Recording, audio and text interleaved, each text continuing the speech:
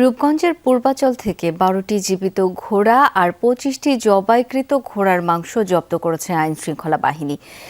ভোরে একটি প্লট থেকে বিপুল পরিমাণ মাংস, হাড় এবং জীবিত ঘোড়াগুলোকে জব্দ করে আইনশৃঙ্খলা বাহিনী। ঢাকাসহ আশপাশের জেলার হোটেল, রেস্তোরাঁয় ঘোড়ার মাংসগুলো বিক্রি করত একটি চক্র, বলছে পুলিশ। তবে অভিযানে চক্রের কোনো সদস্যকে আটক করা যায়নি। সিলন টি রপ্তানিতে শীর্ষে।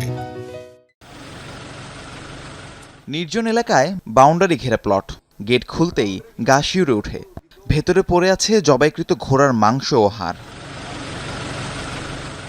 ঘটনাটি রূপগঞ্জের পূর্বাচল উপশহরের ১০ নম্বর সেক্টরের। ভোরে 999-এ ফোন পেয়ে অভিযান চালায় পুলিশ ও র্যাব। উদ্ধার করা হয় একটি শাবকসহ ১২টি জীবিত ঘোড়া। সেই সাথে প্লটের ভেতরে জবাইকৃত ৯টি ঘোড়া জব্দ করা হয়। পরে আশপাশের কয়েকটি প্লটে চালানো হয় অভিযান। অভিযানে পাশের প্লটগুলো থেকে বস্তা ভর্তি আর পড়ে থাকা অবস্থায় আরও ১৬টি জবাইকৃত ঘোড়া জব্দ করে আইনশৃঙ্খলা বাহিনী। পাওয়া যায় বিপুল পরিমাণ ঘোড়ার হাড়। এই খবরে ছড়ায় চাঞ্চল্য।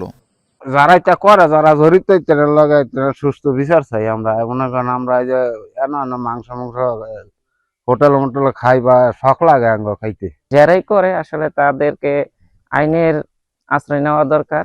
আর খুঁজা বার করে আসলে তাদেরকে সাজা দেওয়া উচিত। স্থানীয়দের অভিযোগ, নির্জন এলাকা হওয়ায় প্রশাসনের চোখ ফাঁকি দিয়ে এসব প্লটে ঘোড়া জবাই করা হয়।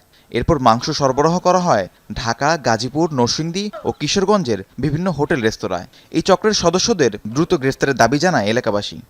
কারণ এলাকার পরিবেশ নষ্ট, মানুষকে খাওয়াইতেছে, এত মানুষকে খাওয়ানোর লিগে কাটছে।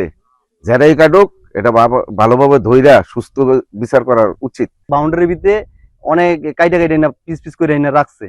হেরা এনতে সাপ্লাই দেয়, হেরা সিএনজি দেয়া বা কি দেয়া জানি, অটো দা রাত্রে সাপ্লাই দেয়। এটি বছর আগে এখানে আনসার বাহিনীর গাড়ি যাইতে লইছে, পরে আপনার গাড়ি থামাইছে, পরে এরা ওয়াল টিপ গেছে।